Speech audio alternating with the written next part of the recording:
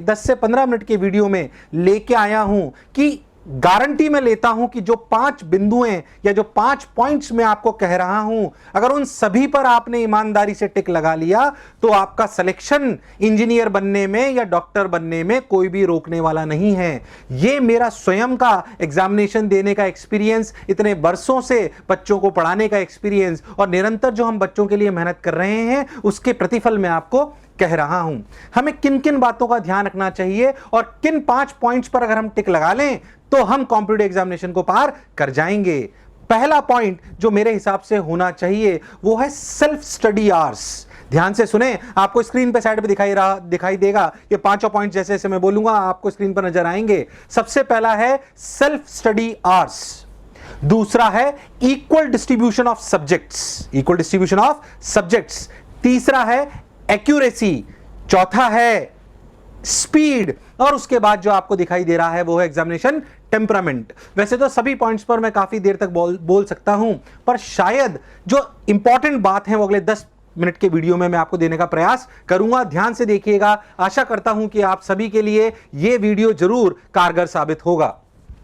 पहले बात करते हैं सेल्फ स्टडी, रिलेट करते हैं हार्ड वर्क से। बिना हार्ड वर्क के कोई सफलता मिलना पॉसिबल नहीं है। हमारे सेल्फ स्टडी आवर्स, अगर हम 12th या 12th पास हैं और हम इंजीनियरिंग और मेडिकल की तैयारी कर रहे हैं तो हमारे सेल्फ स्टडी आवर्स कम से कम 7 से 8 घंटे होने चाहिए। कर्म करे बिना कोई सफलता नहीं मिल सकती। शास्त्रों में भी लिखा गया है, सब जगह लिखा गया है, बिना पढ़े बिना मेहनत करे कुछ नहीं मिलेगा। तो पहली सीढ़ी है कर्म करना और वो रिलेट करती है सेल्फ स्टडी आवर्स से। अगर हम बात करें तो हम हमारा शेड्यूल कैसे बनाएं, शेड्यूल पे भी हम जरूर एक नया वीडियो बनाएंगे और पूरी उसकी डिटेलिंग करेंगे, पर बेसिक सी बात करते हैं कि हम कैसा शेड्यूल बनाएं। अगर आप कोचिंग जा रहे हैं तो कम से कम आपके 5 से 6 घंटे रोज कोचिंग पे चले जाते होंगे और उसके अलावा आपको रोज 7 से 8 घंटे रोज सेल्फ स्टडी करनी है। क्या करनी है? सेल्फ स्टडी रोज 7 से 8 घंटे और क्लासेस में जाना है 5 से 6 घंटे। अगर मैं इन सबको मिला लूं तो ये करीब करीब 11 से 12 घंटे होता है। इसके अलावा क्या हम ये मेंटेन कैसे कर पाएंगे? जब हम ये सुनिश्चित कर लेंगे कि हम दिन में सिर्फ और सिर्फ 6 घंटे ही सो रहे हैं, मैक्सिमम अप टू 7 आवर्स। इससे ज्यादा अगर आप सो रहे हैं तो शेड्यूल को मेंटेन नहीं कर पाएंगे। तो जो बेसिक बात हमने करी, जिसे हम मेहनत कह रहे हैं, वो है 7 से 8 घंटे रोज पढ़ना, 5 से 6 घंटे क्लासेस में जाना, रोज 6 से 7 घंटे सोना। बाकी जो 4 से 5 घंटे आपके पास बच रहे हैं उनको आप कैसे भी खाने में, नहाने में या आपकी जो दैनिक दिनचर्या है उसमें आप उसे इन्वॉल्व कर सकते हैं। पर विश्वास मानिए कि यह निरंतरता रखने के लिए आपको प्रयास करना पड़ेगा। यह करे बिना आपके लिए सफलता संभव नहीं है। जो हमने शेड्यूल बनाया यह एक हिस्सा है डिसिप्लिन का, हमारी हैबिट का, हमारी विल पावर का।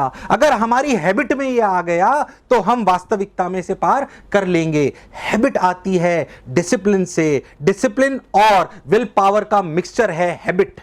अगर हमने अपने डिसिप्लिन और विल पावर को स्ट्रांग कर लिया तो इसे हैबिट में हम बना लेंगे। हमें हैबिट चेंज करने के लिए अपने कंफर्टेबल जोन से बाहर आना पड़ता है। हमें रोज लगता है कि हम रोज 8 बजे उठते हैं। अगर हमें प्रयास करना है कि हमें 7 बजे उठना है तो यह हमारे कंफर्टेबल जोन के बाहर है। हमें हमारे माइंड को ट्रेंड करना पड़ेगा कि नहीं, मुझे 7 बजे उठना है। विश्वास मानिए कि 5-10 दिन अगर आप ऐसा कर लेंगे तो आपको 7 बजे उठना भी उतना ही आसान लगेगा जितना आपको कुछ दिन पहले 8 बजे उठना लग रहा था। और ऐसे ही हम इस टाइम को घटा घटाकर सुबह 5 बजे तक शायद ले जा सकते हैं। अगर वास्तविकता में बात करें, ये वैसी ही बात है जैसे मान लीजिए जब मैं पहले दिन स्कूल गया, मैंने अपना स्कूल चेंज करा और मैं अपने नए स्कूल गया तो मुझे अपने दिमाग पर जोर लगाना पड़ता था कि किस रास्ते पर जाऊंगा तो मेरा स्कूल आएगा।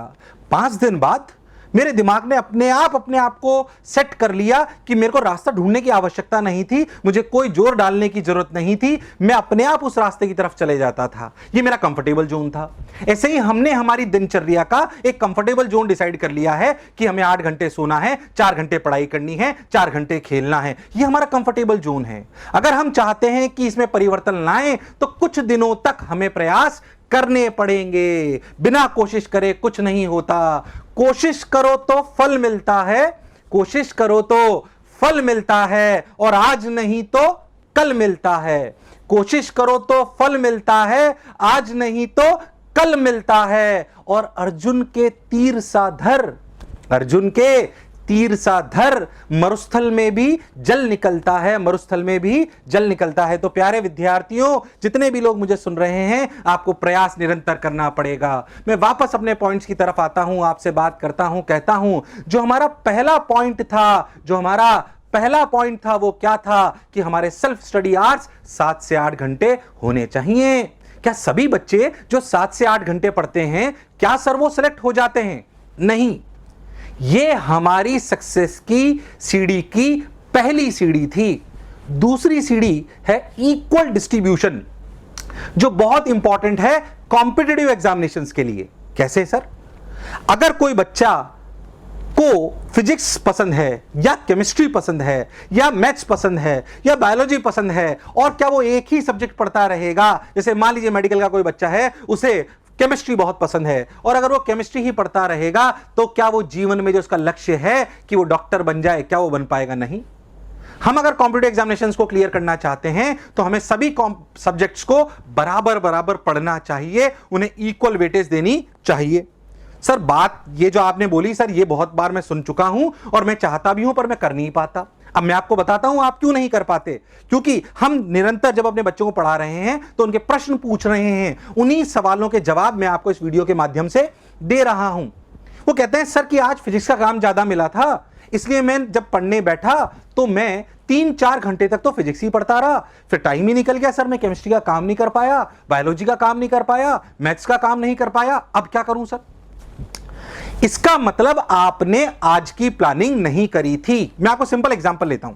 अगर मान लीजिए हमने बोला हम रोज 7 घंटे पढ़ेंगे, 1 घंटा अलग हटा दीजिए उस थ्योरी पढ़ने के लिए, या तो उस 1 घंटे में मैं बेसिकली अपना रिवीजन करूंगा या जो आज पढ़ाया वो करूंगा, या मैं अपना वीक सब्जेक्ट को 1 घंटा एक्स्ट्रा पढ़ूंगा। वीक सब्जेक्ट कौन सा है ये हम प्रीवियस वीडियो में बता चुके हैं। अगर हम बात करें तो मान लीजिए कि हमें 6 घंटे पढ़ना है फिजिक्स केमिस्ट्री मैथ्स या फिजिक्स केमिस्ट्री बायोलॉजी, जो भी आप तैयारी कर रहे हैं, हमें 2-2 घंटे तीनों पढ़ने हैं।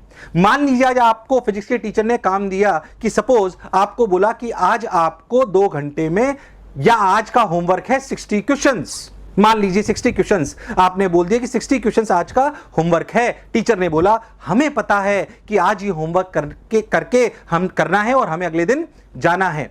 अब क्या करें? 60 क्वेश्चंस जब हमने सोच लिया बिफोर स्टार्टिंग फिजिक्स वर्क, सोचिए 2 घंटे में 60 सवाल, यानी कि 1 घंटे में हमें 30 सवाल करने हैं। कितने करने हैं? 30। यानी कि क्या हमें एक सवाल के लिए 2 मिनट मिला? अच्छा सर, तो क्या मैं एक सवाल को मैक्सिमम 2 मिनट ही दूं? नहीं, कुछ सवाल शायद जल्दी हो जाएंगे क्योंकि टीचर ने भी सोचकर ही आपको होमवर्क दिया होगा कि क्या आप एक दिन में इस काम को कर पाएंगे। तो इसका मतलब आप किसी भी सवाल को 2 मिनट इंटू 1.5 कर लीजिए, यानी कि किसी भी सवाल को मैं एक बार पहले शॉट में 3 मिनट से ज्यादा नहीं दूंगा।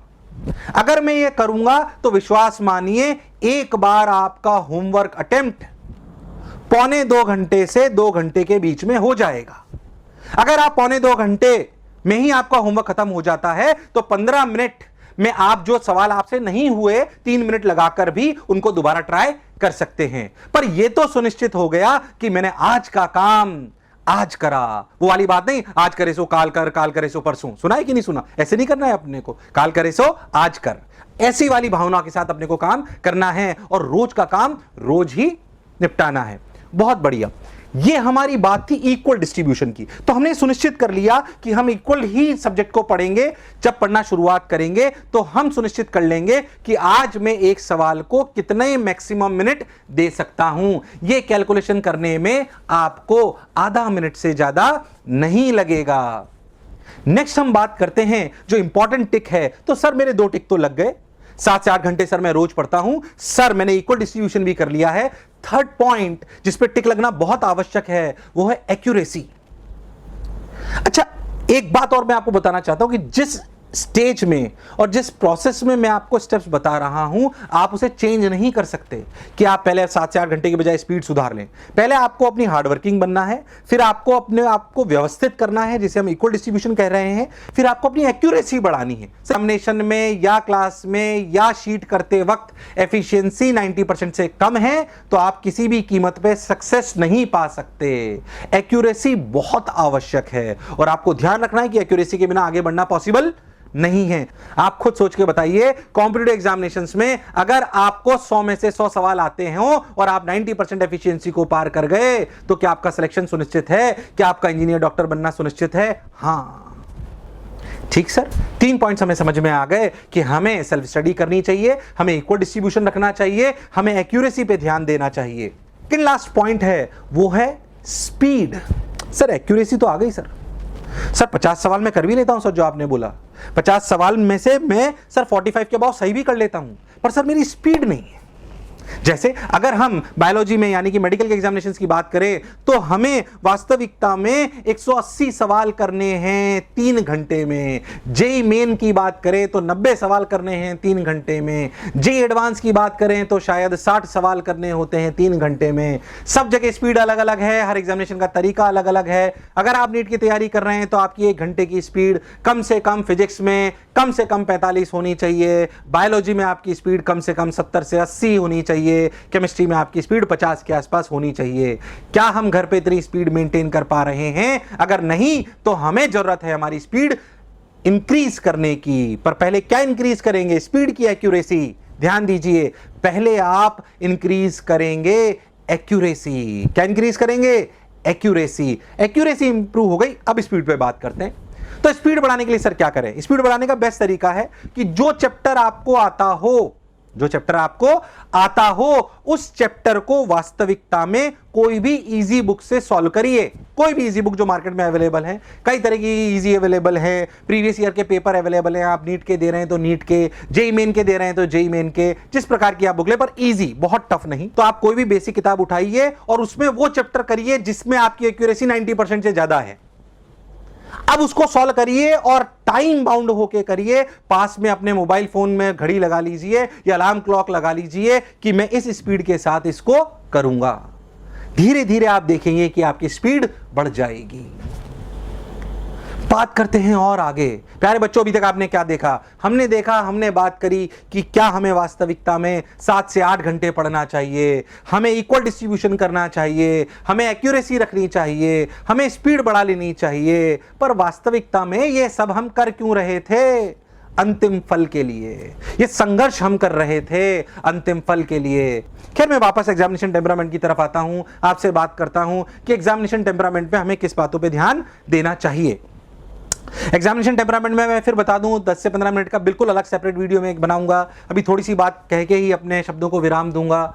एग्जामिनेशन टेम्परामेंट में जो बेसिक बात है, हमने सर सेल्फ स्टडी भी कर ली, हम सर इक्वल डिस्ट्रीब्यूशन कर लिया, एक्यूरेसी लिया है, स्पीड लिया है, पर अगर हम हमारी इन क्षमताओं को एग्जामिनेशन में नहीं उतार पाए तो सब कुछ गड़बड़ हो जाएगा। एग्जामिनेशन टेम्परामेंट का मतलब है कि हमें एग्जामिनेशन से डर नहीं लगना चाहिए, हमारी एग्जामिनेशन से पहले क्या मनस्थिति है और हमारी एग्जामिनेशन के दौरान क्या मनस्थिति है। अगर एग्जामिनेशन के पहले मनस्थिति ठीक नहीं रही तो आप एग्जामिनेशन में अच्छा परफॉर्म नहीं कर पाएंगे, और अगर एग्जामिनेशन के दौरान भी मनस्थिति ठीक नहीं रही तो भी आप अच्छा परफॉर्म नहीं कर पाएंगे। इसलिए प्यारे बच्चों, एग्जामिनेशन फोबिया आपको हटाना पड़ेगा। सर, मैं एग्जामिनेशन फोबिया कैसे हटाएं?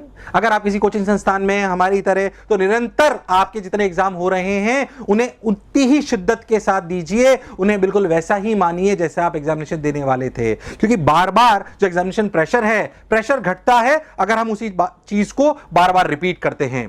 तो हाउ टू रिड्यूस प्रेशर की अगर एक बेसिक कोर डेफिनेशन में आपको बोलूं तो अटेम्प्ट इट regularly.